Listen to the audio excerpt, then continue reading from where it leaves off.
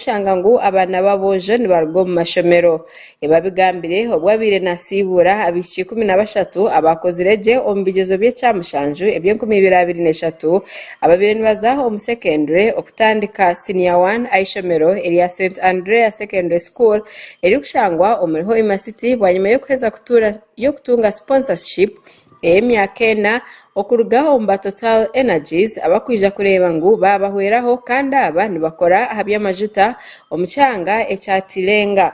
So do not emphasize ngo muisiki noleko muojo mukunge nabojo bali equally same nibajja kuswera abana babatere bateka abakazi bandi bakoleki hata at the end of the day parenting ereme kuba kurungi akolo musajja n'omukazi tibakoragana kurungi otugamba tubana meetings za family musajja kwekwatiragira kwenyumira kuli mukazi nasigara wekaga at the end of the day omwana nakura omuzayi omu ekikugamu omwana nakura akiyamira. So my request to Tutaro and whoever is going to assist us, let's look at the interests of the boy and the girl child. Bona bana tiniku tibali bona bana. So okonuko kuchura kwangu basi Mugisa nagira ngu haboja bingi babasize kuzaho omirimo endijo bareka ebyo kwega ari kugira ngo bonka abantu abari kureba byobwegese bashemerire kumanya ahabwencha abojo baguhindurira omuzeho gwo kuza gukora emirimo etari emwe nemwe ahanyanja ahamwe na n'endijo mirimo ombyaro bakarugo mu mashomero. Again issue, especially those who come from land sites, they go fishing.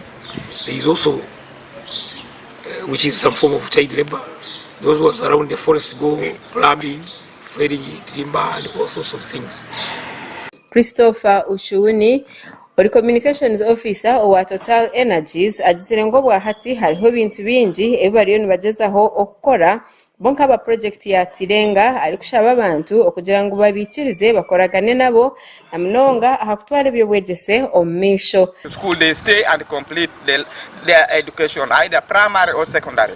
So the different stakeholders have worked together, the parents, the teachers, the learners, the district leadership, the technical and the political leadership. We have to work together to promote education of our young people.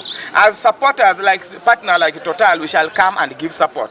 But the main work will be like the parents ensuring that you give enough time for the child to remain at school, to study, not to keep a child at home first, go to the garden. Because as a local person who has grown up locally here, you realize the term has opened today, but a child takes like another 1 month to report. Alana tugonza oriho mnyeshenjero owa Buliisa asimira ba Total Energies ahabokushajika bishiki bitu yashaba na company eji etekateke ahakubasa kutaho ishomero ryo mutindo omuri Buliisa eri kuja kuganyira abana omuchangecho.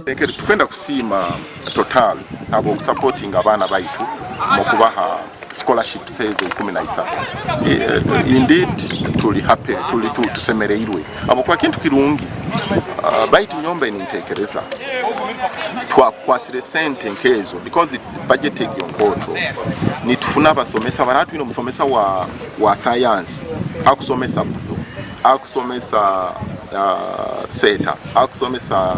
Fred Lukumu o district chairperson wa Buliisa agizire ngo obwahati abantu muri Buliisa bakiri aboro ari kugira ngo aba Total Energies bashemerire kureba ngo bagira ekibakora okubasa kuhera ahabantaba yego mukora bintu muri ngudo betu bantu betu bachala banako hoyi gozo basoko nangu baguda bintu dabiba okojja kwa mwao ohere ko bana 10 otumiri bana basatu onduba kadi balwana ne balo batano.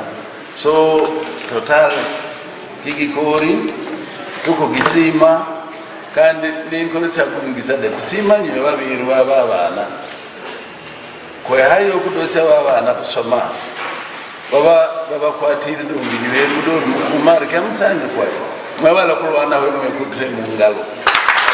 Buliisa district ekatunga first grade za 5 n'ibiri yatunga division za kabiri ezikwingana 598 abana bakwingana 299 biziro mu grade ya kashatu 2028.